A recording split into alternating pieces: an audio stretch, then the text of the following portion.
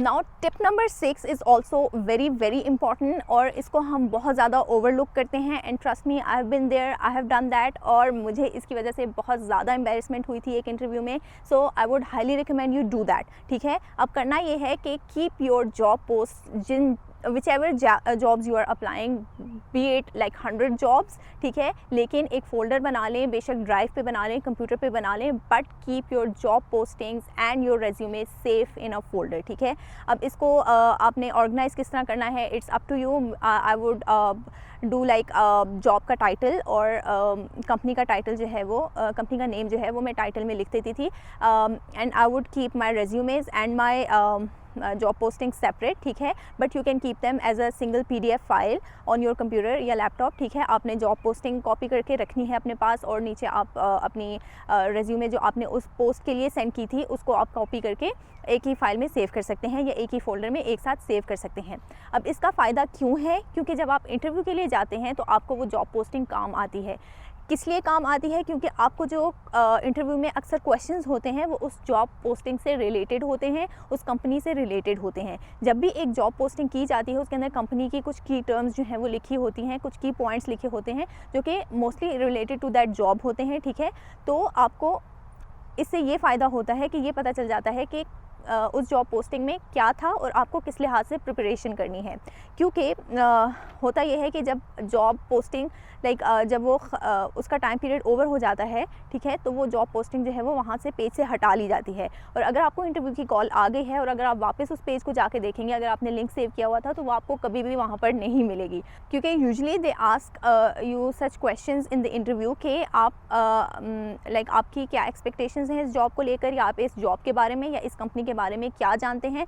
So you must have an answer to that question, और वो तभी हो सकता है जब आपके पास जॉब पोस्टिंग हो और आप देख सकें कि उस जॉब में क्या क्या चीज़ जो है वो लिखी हुई थी। ठीक है, ओके, अब एक और बहुत बड़ी चीज़, बहुत बड़ी गलती कह लें हम करते हैं, और बहुत एक इम्पॉर्टेंट चीज़ जो हम ओवरलुक करते हैं वो ये है कि आपने अगर आज तक ज़िंदगी में इंटरव्यूज़ दिए हैं तो यू मस्ट नो कि इंटरव्यू के एंड में इंटरव्यूअर आपसे क्वेश्चन करता है, if you have any questions for the company, for the personnel, या इंटरव्यूअर के लिए कोई क्वेश्चंस हों तो आप बताएं। ठीक है, and I have been there, I did not use to ask any questions at the end of the interview, और मैं बिल्कुल ब्लैंक हो जाती थी, but that is an important part of an interview and you must prepare for that as well. You should have some questions in your mind जो कि आपने उस वक्त इंटरव्यूअर से पूछने हैं। अब इसकी इम्पॉर्टेंस क्यों है, वो इसलिए कि this shows that you are interested in the company and you want to know stuff. ठीक है, हो सकता है कि आपके जहन में कोई क्वेश्चंस हों, but you must be thinking कि जब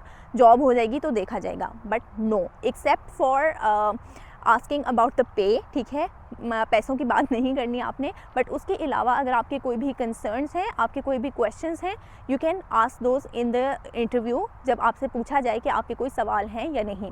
बेहतर ये होता है कि आप अपने रोल से रिलेटेड, अपने मैनेजर से रिलेटेड ऐसे क्वेश्चंस करें जो ये शो करें कि that you are interested in the job and you are looking forward to it, और आपने इसके बारे में सोचा है बैठ के। ठीक है, तो ऐसे थॉट प्रोवोकिंग किस्म के क्वेश्चंस जो हैं वो करने चाहिए। तो this makes you unforgettable for the interviewer. ठीक है, आप जब क्वेश्चंस पूछते हैं इस तरह के, तो उसमें ऐसी कोई चीज़ होनी चाहिए जो इम्प्रेशन बनाए आपके इंटरव्यूअर के ऊपर, और वो आपको याद रख सके इंटरव्यू के बाद भी। क्योंकि अगर आप इंटरव्यू में उसी तरह जाते हैं जिस तरह मोस्टली लोग जाते हैं, तो it's hard for the person to remember everyone. ठीक है, तो उनके लिए एक मोनोटनी होती है। तो आपको एक इम्प्रेशन बनाने के लिए, अपने आप को डिफरेंट शो करने के लिए, यू मस्ट हैव समथिंग जो आपके बारे में याद रखा जा सके। Okay, so now let's talk about tip number 7. So tip number 7 is research about the company. अब ये चीज़ भी बहुत इम्पॉर्टेंट है इस लिहाज से कि अगर आपको कंपनी के बारे में पता होगा तो you can answer such questions कि आप कंपनी के बारे में क्या जानते हैं या जॉब के बारे में क्या जानते हैं। You can answer such questions really well. इसके अलावा जब आप कंपनी के बारे में सर्च करते हैं तो you get to know about the company and then you can decide whether this company aligns with your interest और नॉट। और समटाइम्स ऐसा होता है कि आपको रिसर्च करने से ये पता चलता है, अक्सर रिव्यूज़ वगैरह लिखे होते हैं ऑनलाइन कंपनीज़ के बारे में, तो आपको ये पता चलता है कि आपने एक्सपेक्ट क्या करना है, वहाँ का वर्क वहाँ का वर्क कल्चर कैसा है, वहाँ पर इन्वायरमेंट कैसा है।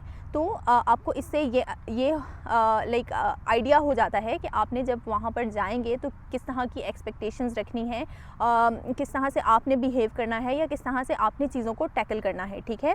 अब इसके बारे में लाइक ये इंटरव्यू के लिहाज से किस तरह से इम्पॉर्टेंट है, इस तरह से कि मैं आपको अपनी पर्सनल एग्जांपल दूंगी, ठीक है। मैं इंटरव्यू के लिए प्रिपरेशन कर रही थी, तो मैंने कंपनी के बारे में रिसर्च की and I read comments on Glassdoor, ठीक है। एम्प्लॉयज़ के से रिलेटेड थे, एम्प्लॉयज़ की तरफ से थे वो कमेंट्स सारे के सारे, and I brought that up in my interview, ठीक है, and then we had a discussion about it and that was very well received, ठीक है।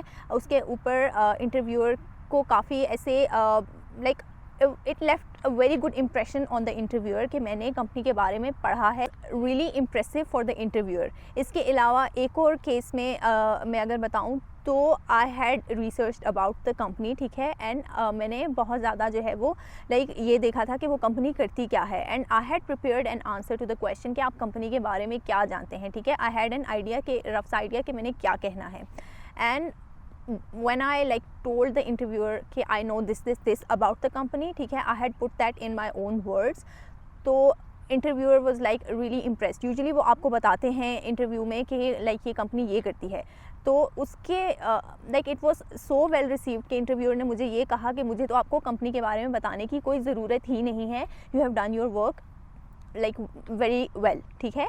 तो ये एक बहुत बड़ी बात होती है इंटरव्यू में, अगर आप कंपनी के बारे में रिसर्च नहीं करते, इट शोज़ कि you are not interested in the company, you are just interested in a job, और वो जॉब कोई भी हो सकती है, ठीक है।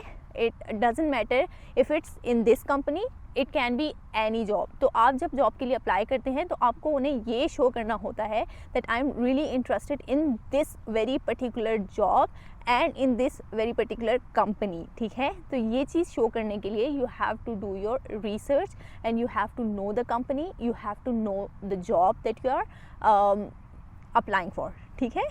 तो moving on to tip number 8 क्योंकि रिसर्च की बात हो रही है तो let's talk about research a little more. आपको जो है वो रिसर्च करनी पड़ती है, ठीक है। रिज्यूमे राइटिंग पे रिसर्च करें, कवर लेटर लिखने पे रिसर्च करें, इंटरव्यू क्वेश्चंस पे रिसर्च करें, इंटरव्यू क्वेश्चंस की टिप्स एंड ट्रिक्स पे आप रिसर्च करें। यूट्यूब एक बहुत अच्छा रिसोर्स है इससे हवाले से। बहुत सारे लोगों ने वहाँ पर बहुत सारी टिप्स एंड ट्रिक्स बताई होती हैं कि किस तरह के क्वेश्चंस को किस तरह से हैंडल करना होता है, किस तरह के आंसर्स आप लिख सकते हैं। तो इन चीज़ों के बारे में रिसर्च करें और उस चीज़ को अपने resume writing, cover letter writing और अपने इंटरव्यू प्रिपरेशन में अप्लाई करें, and that will definitely help you a lot. Okay, tip number 9 के बारे में अगर बात करें तो आपने अपने आप को जज नहीं करना इस सारे प्रोसेस के दौरान। वेल, अगर आप मुझसे मेरा एक्सपीरियंस पूछें तो I have been like so judgmental about my self, इतना ज़्यादा कि आई वॉज सो डिसअपॉइंटेड कि मुझे तो जॉब मिलनी ही नहीं है, मेरे पास कोई एक्सपीरियंस ही नहीं है, मैं कितना बेकार बंदा हूँ जिसने सारी ज़िंदगी पढ़ाई की है, उसके पास कोई एक्सपीरियंस, कोई सॉफ्ट स्किल्स कुछ भी नहीं है प्रेजेंट करने के लिए, ठीक है। I was disappointed to this level, but I must tell you कि आपने ये काम नहीं करना, बिकॉज़ व्हेन यू सेल्फ जज तो आपको एक इन्फीरियॉरिटी कॉम्प्लेक्स होता है, ठीक है। तो अब करना क्या है? करना ये है कि apply to jobs which are even remotely related to what you are looking for, ठीक है।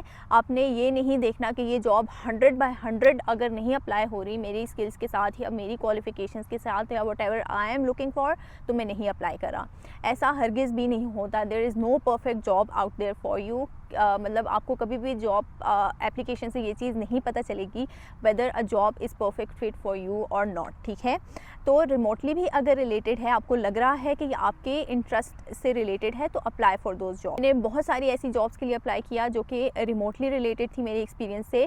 बहुत सारे केसेस में आपको सक्सेस नहीं भी मिलती, ऑब्वियस सी बात है, बट इससे होता क्या है कि आपको एक्सपीरियंस मिलता है। अब एक्सपीरियंस किस तरह से मिलता है कि लाइक आपको हो सकता है कि उस जॉब से रिलेटेड इंटरव्यू आ जाए, ठीक है, या उस जॉब से रिलेटेड आपको कोई ऑनलाइन असेसमेंट आ जाए। मैंने बहुत सारी ऑनलाइन असेसमेंट्स दी थी and that help me a lot, ठीक है। इसके अलावा एक जॉब ऐसी भी हुई कि it seem to be an IT job, लेकिन जब मैं इंटरव्यू के लिए गई और मैंने इंटरव्यू दिया भी और इंटरव्यू बहुत अच्छा भी रहा, but by the end of the interview I was really sure कि मुझे वो जॉब नहीं चाहिए, क्योंकि अपेरेंटली वो IT की जॉब लग रही थी, लेकिन एक्चुअल में वो सेल्स जॉब थी एंड आई फिगर्ड आउट कि मुझे सेल्स की जॉब नहीं करनी, because they explain to me कि मुझसे क्या एक्सपेक्टेशंस होंगी, मेरा रोल क्या होगा एंड वट एवर।